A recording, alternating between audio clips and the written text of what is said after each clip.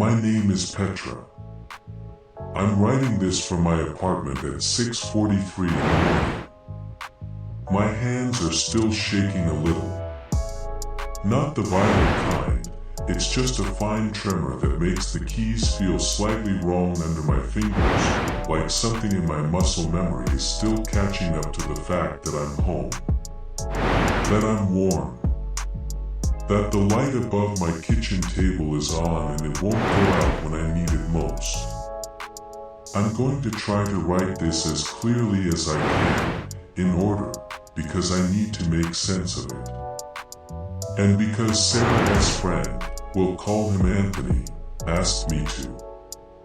He asked me to keep his real name hidden and I'll respect that. He said the account matters. That every account matters, even the ones that don't follow the usual shape. Especially those. I'm 26. I have a master's degree in cultural heritage documentation and a deep and abiding talent for taking jobs that make my mother lose sleep. 3 nights ago was my first graveyard shift at the Therralian cave system. It was also the night I lost the list. I need to back up. I took the job because I needed the money. That's the whole story. No mystique, no deeper pull toward the unknown. My student loans don't care about mystique. My landlord doesn't accept deeper pulls toward the unknown as a form of rent payment. The Heritage Preservation Program was offering a graveyard shift documentation rate that was almost double what the daytime contractors were getting, and when my classmate Sarah mentioned it I said yes before she even finished the sentence. I met Anthony through Sarah about 3 days before my start date.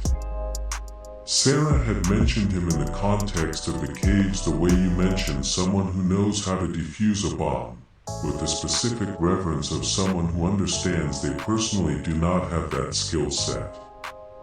He met me at a coffee shop off the main road the evening before my shift. He showed up in a gray jacket and ordered black coffee without looking at the menu. And he sat across from me and gave me a look that I can only describe as a person doing a quiet assessment. He told me about the rules. All 11 of them.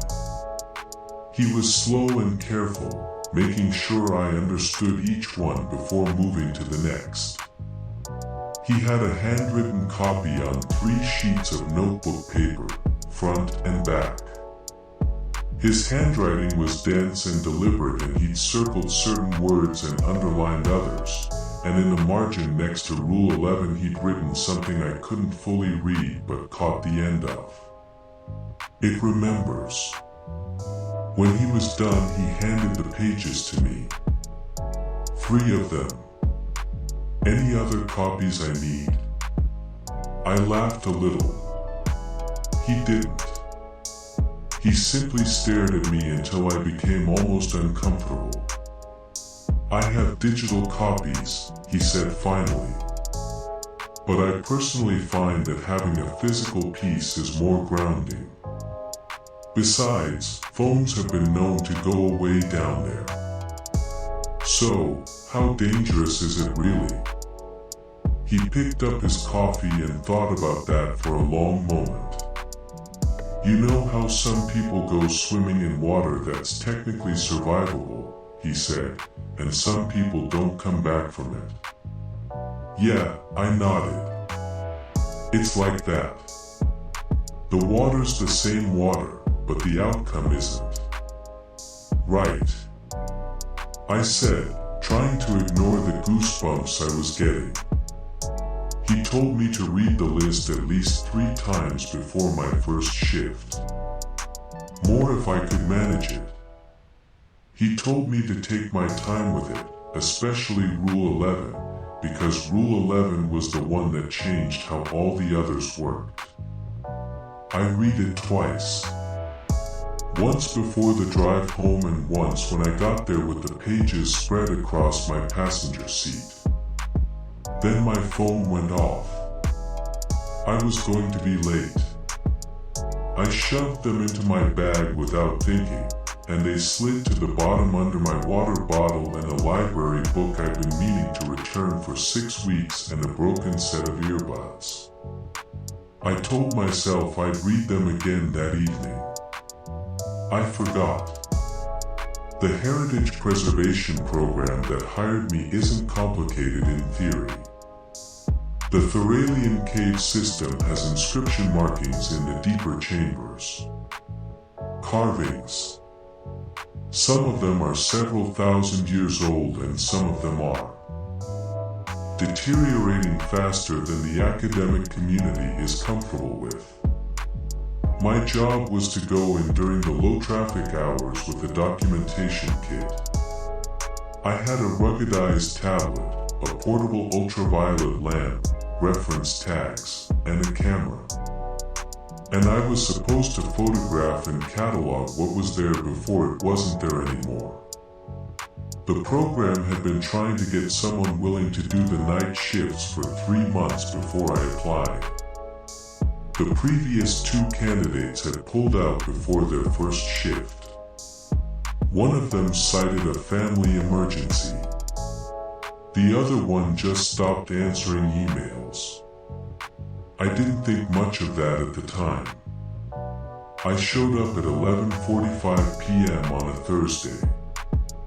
The access coordinator, a compact man named Breck who clearly wanted to be somewhere else, handed me my equipment lanyard and a park-issue electric lantern and walked me through the check-in protocol with the energy of someone reciting a legal disclaimer. I asked him about the rules. The ones the locals had. The folklore ones.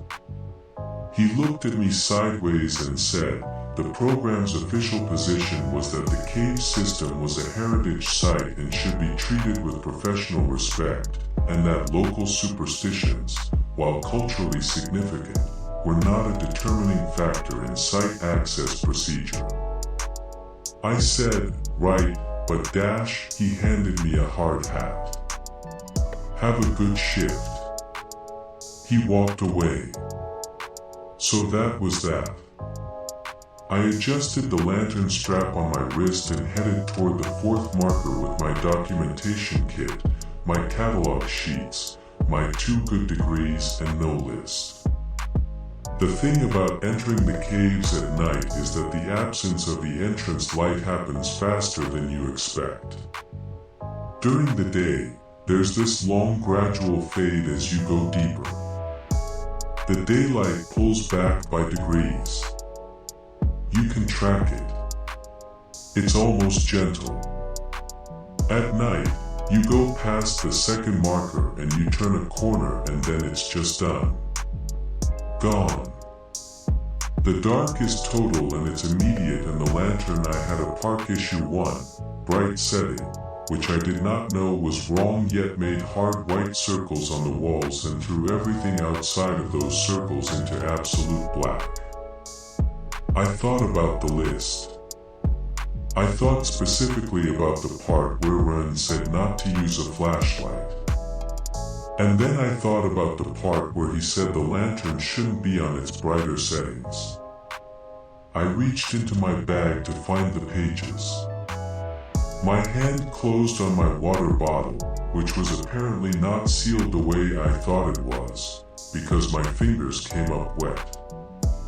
I tried again and found the library book, also wet, and then the earbuds, and then the pages. I already knew from the texture what I was going to find. Wet paper.